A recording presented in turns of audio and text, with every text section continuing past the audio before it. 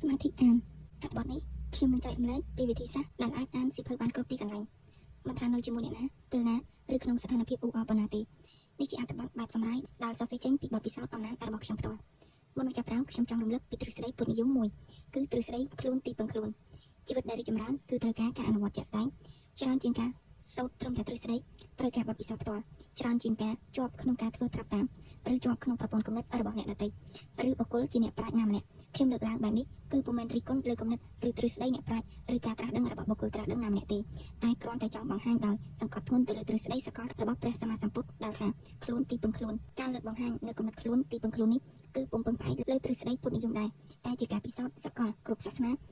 ជាពិសេសបើយើងឈានដល់ជ្រាបចំណេះពិសោធន៍ឃើញដោយខ្លួនឯងផ្ទាល់យើងនឹងនិយាយថាមិនថាជាទ្រឹស្ដីព្រះពុទ្ធទេតែជាទ្រឹស្ដីសកលទ្រឹស្ដីរបស់អាចារ្យវិសាបាមុខៈឬជាអ្នកនាំផ្លូវបង្ហាញតែមិនមែនជាអ្នកធ្វើឬអ្នកពិសោធន៍ឬអ្នកអនុវត្តជំនួសយើងទេ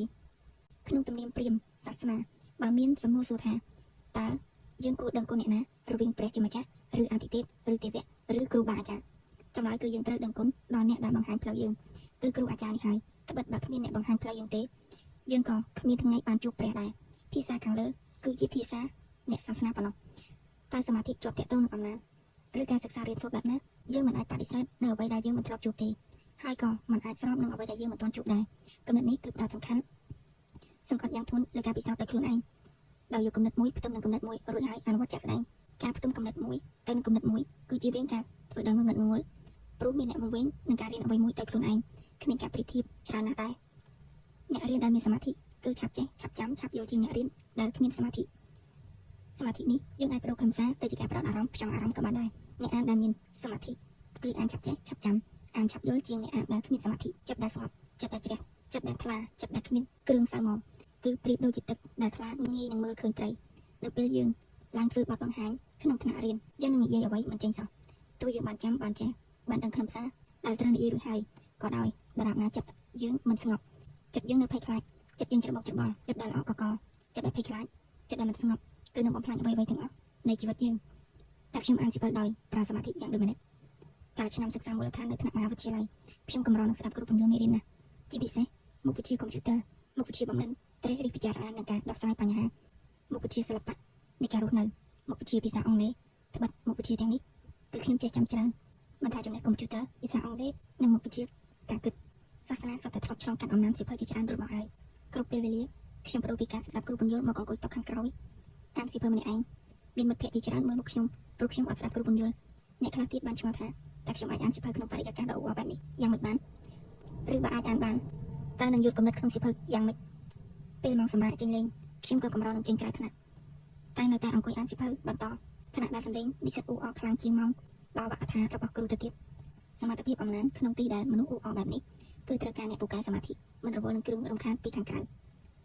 នៅជាមួយខ្លួនឯងហើយធ្វើដូចទីដែលយើងអានមានតែយើងម្នាក់ឯងគត់មនុស្សយើងបើអាចគ្រប់គ្រងខ្លួនឯងបានហើយក៏អាចមានសមត្ថភាពគ្រប់គ្រងអ្នកដទៃដែរបើយើងអាចគ្រប់គ្រងគ្រឿងទទួលបានដែលមានវិញ្ញាណទាំង5ដូចជាការទទួលរូបភ្នែកការទទួលសម្លេងត្រចៀកការទទួលក្លិនច្រមុះគឺមានន័យថាយើងអាចគ្រប់គ្រងខ្លួនឯងបានល្អបំផុតការទទួលក្លិនច្រមុះគឺមានន័យថាយើងអាចគ្រប់គ្រងខ្លួនឯងបានល្អបំផុតបទពិសោធន៍មួយទៀតពេលខ្ញុំបំពេញការងារនៅអង្គការក្រៅរដ្ឋាភិបាលមួយខ្ញុំតែងតែចំណាយពេលវេលាអានសៀវភៅក្នុងគ្រាទំនេរមិត្តរួមការងារជជែកគ្នាតែខ្ញុំអាចអានសៀវភៅបានយ៉ាងស្ងប់ស្ងាត់ក្នុងបរិយាកាសដ៏អ៊ូអរទាំងការរំខានសម្លេងជាដើមនេះជាសមត្ថភាពនៃការគ្រប់គ្រងខ្លួនឯងជាពិសេសគឺសមាធិក្រៅពីនេះគឺពេលទំនេរខ្ញុំចូលចិត្តអង្គុយនៅតាមវាលស្រែម្នាក់ឯងអានសៀវភៅគិតពិចារណាគ្រូសមាធិឥណ្ឌាក្នុងយុគទំនើបនិយាយថា